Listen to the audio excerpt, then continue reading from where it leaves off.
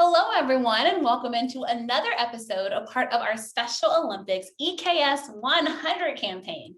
In this series, we're continuing to highlight the 6 Shriver cousins who are composing the inaugural Founders Council and keeping up the trailblazing work of their late great-grandmother, Eunice Kennedy Shriver, the founder of Special Olympics. This would have been Eunice's centennial year, and so we're keeping the celebration going with our last interview for this series. Joining me today is none other than Tim Shriver Jr. Tim, I hope you're ready to keep the celebration going. It's been lots of fun with all of your fellow Founders Councils. I am so ready to keep the celebration going. It's such a fun year, a chance to celebrate our grandmother. And I'm glad you've gotten to talk to everyone else. I'm sure they had a lot of wonderful things to share. I hope I can add something today. I know you will add something. So you're not even hoping. I know it's coming. That's why we're ending with you, because we wanted to end with a bang. And speaking of which, actually on our last episode, we had Kathleen Shriver, who I know is your sister, the vice chair of the Special Olympics Founders Council. So I'd love to hear from you as her older brother. Like, how great has it been working with her, and how proud are you of her serving as vice chair and all that she's accomplished? Yeah, it's been amazing. I mean, I think, when Kathleen stepped up as vice chair, Molly stepped in as chair, I'm pretty sure I'm the oldest cousin on the... I wasn't going to mention that, Tim. Well, I'll out myself. I'm the oldest cousin on the Founders Council. I'm the second oldest grandchild of my grandmother. And I've been involved in Special Olympics my whole life. It's been a part of growing up. We were on Special Olympics teams as children. I coached in high school. I worked on youth-led programming, college student-led programming in college, the Spread the Word to End the Word campaign. And so Special Olympics has been a huge part of my life, my whole life. Yeah.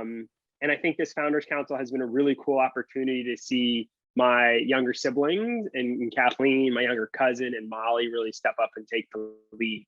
And it's such an amazing part of my grandmother's legacy that each of us have had a place in her legacy, have had a unique role to play, have unique gifts to bring. Kathleen in particular is an incredible communicator, media savvy, creative leader. And so it's just been amazing to watch her take up that mantle. She reminds me of my grandmother in so many ways. She is ambitious, she is hard hitting, she is somewhat unstoppable in a way that really reminds me of grandma. So it's been really cool. It's been really amazing to watch her take on this leadership role and keep all of us in line. She's constantly texting me like, Timbo, you haven't texted Chris, you haven't followed up on this, you haven't done that. Come on, Timbo, get it together. So that really reminds me of my grandmother. That's exactly something my grandmother would be doing, calling me 3 times in a row to make sure that I did what I was supposed to do.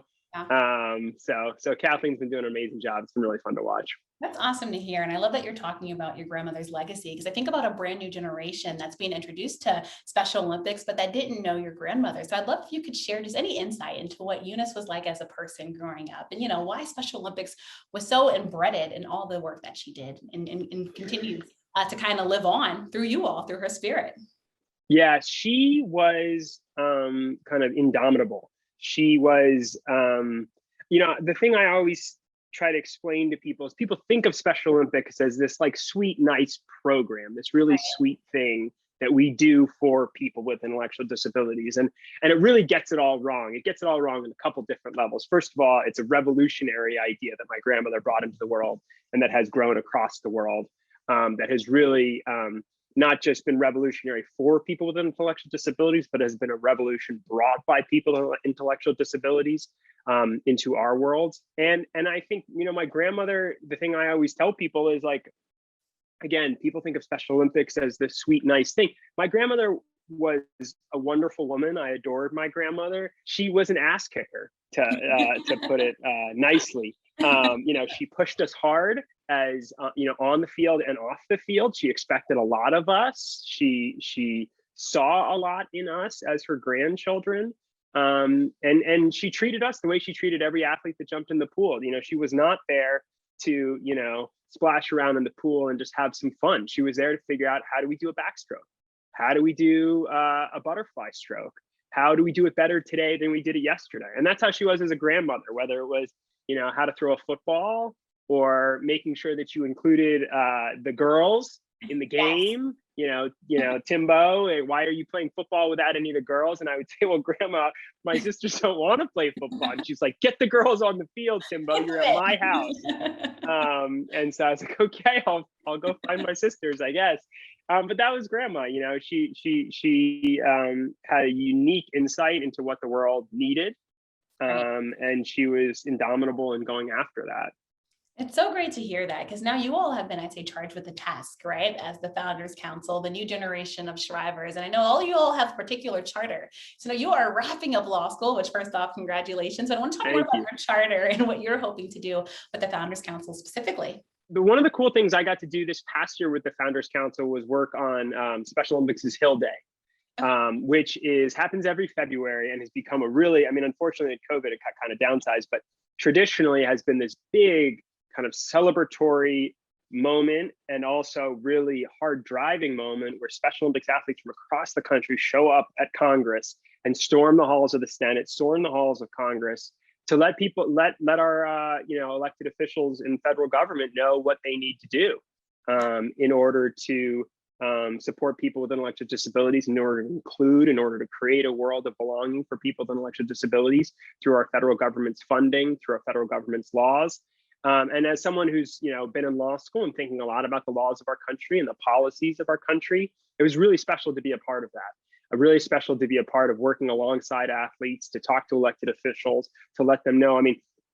Special Olympics, again, most people think of it as sports organization. It's track meets, it's swimming meets, it's soccer games, and it is all those things, and it centrally is those things.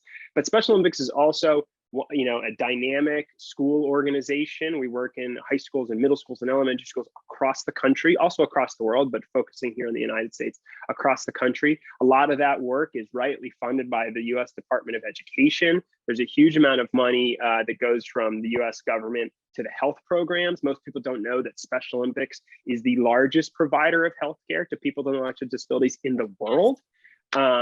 And these are all elements of Special Olympics that have been a part of this growing movement. 50 years. It started as a track meet, started as swim meets, but really now it's this multifaceted organization that works all across the country and the world. And so for me, as a law student, really thinking about the ways in which the laws of our country, the budget of our country, the policies of our country can be really shaped and reshaped to include more effectively, to raise up the gifts of people with intellectual disabilities, has been really important and inspiring. And getting to do that, last February, I got this experience to do that alongside athletes who were there advocating for themselves.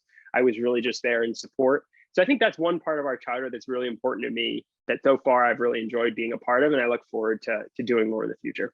As we think about the strides that Special Olympics has made, I think it's something to really honestly be proud of. And I'm curious, Tim, are these conversations that your family has, the Shriver family has, just talking about some of the positive gains and how, Eunice is probably looking down at us now, just proud of the work that's been accomplished, even though they're knowing there's still more work to do, but also just proud of what's been accomplished so far in 2021? I think we do talk about it. I think we are all, we have her genetic material in us, which is not apt to sit around and sit with victory for very long. There's always work to do.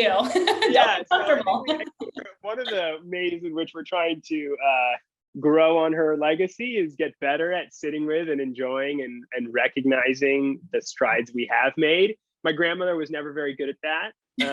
There was always the next thing to do. There was always another hill to climb. And our family still reflects that legacy insofar as we spend a lot of time thinking about what's next, as opposed to kind of sitting in the glow of success or of her legacy or of things that have been done. But yeah, we're working on that. I'd say we're trying to get better. And this year has been a tremendous chance to do that. I think this centennial has been a chance to really sit back and look at and celebrate, what has been done, what has been created, and to recognize that it's good to have space to do that, even if my grandmother would not have been doing that. Thank you, and happy centennial once again to Eunice. I know she's just proud of all the work that you are continuing to lead here on. Well, Kelsey, thank you so much for leading us, for hosting us, for bringing this message forward to the world. We're so grateful, and I know my grandmother would be grateful too. Thank you so much. It means the world. Again, best wishes, law school. We can't wait to see the future lawyer and all the great work that you continue to do. So again, best wishes to you and your family. Thank you for all the work that you continue to do. And thank you to all of you all for leading in with us, really. And remember to use the hashtag EKS100 to continue the celebration. It does not stop here. Thanks again, everyone. Have a great one. Bye, guys.